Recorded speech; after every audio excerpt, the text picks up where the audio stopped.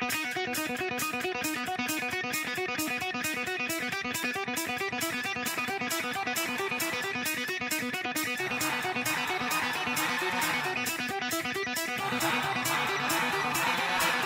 everyone, welcome to DrinkNectar.com. I'm your host, Josh Wade, and today we are going to Australia for a very, very familiar brand, and that's Yellow Tail.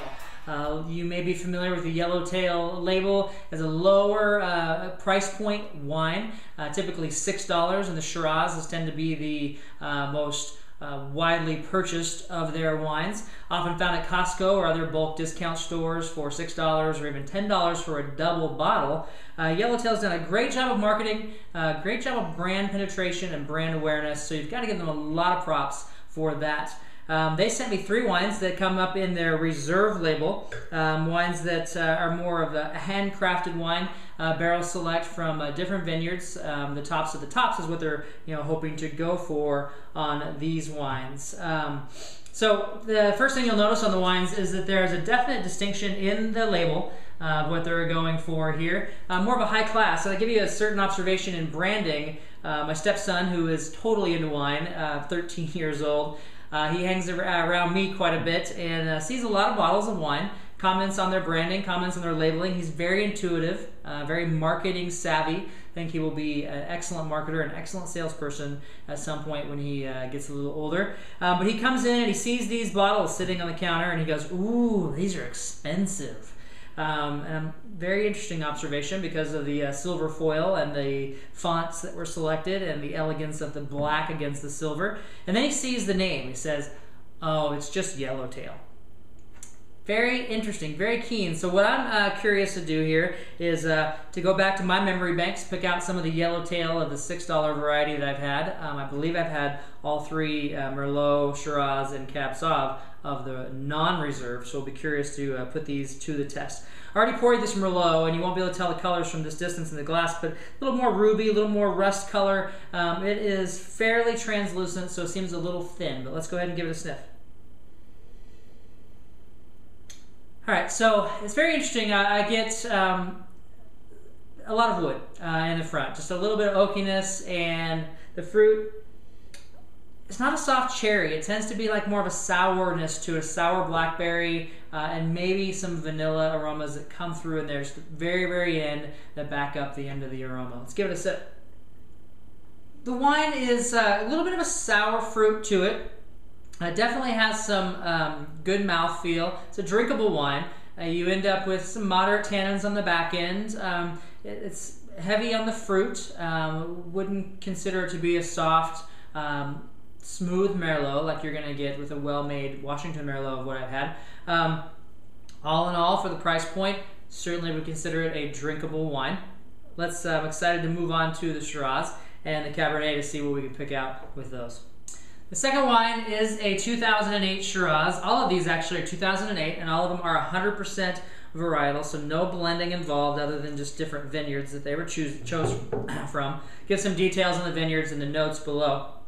This wine, similar in color to the Merlot, just a little bit more thickness in color towards the center of the glass, so a little bit less translucent, but could almost be the same wine. Let's go ahead and give it a sip.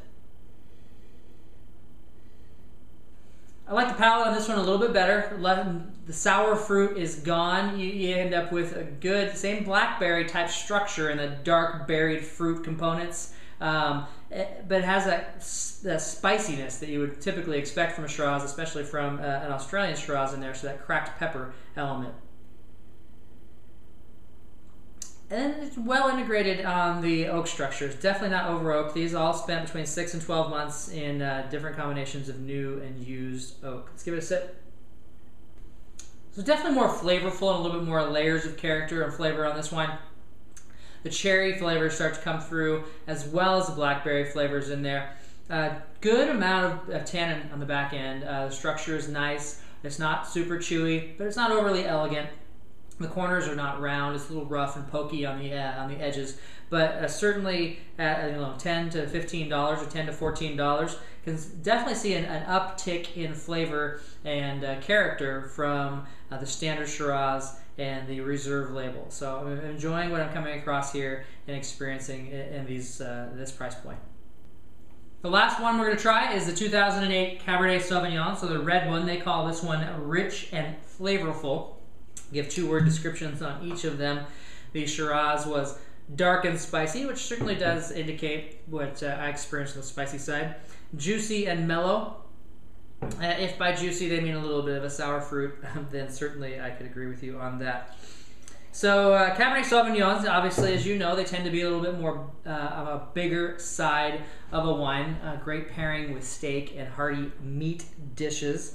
This one, in comparison to the other two, is slightly more thick, still has the ruby rust colors around the edges. Let's give it a sip.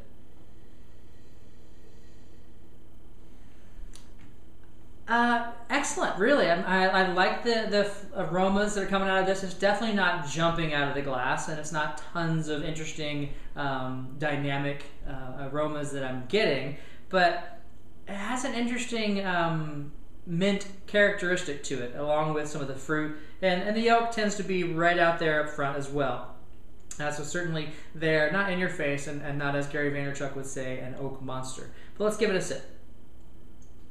Similar to the other two wines. I mean, really, at a blind tasting with somebody who is not super experienced in their wine experiences and their palate, they may actually confuse these wines with the subtle difference being the finish. A little bit less structure on the back end, spice on the back end, and here you definitely have some stronger, thicker tannins, not over the top, but just that dryness that you get when you're experiencing the sip and the final sensation of it in your mouth. The mint definitely is the strong point in this wine. Experiencing that quite a bit. The fruit is there. Kind of two-note wonders on all of these. Straight through, definitely drinkable. $12.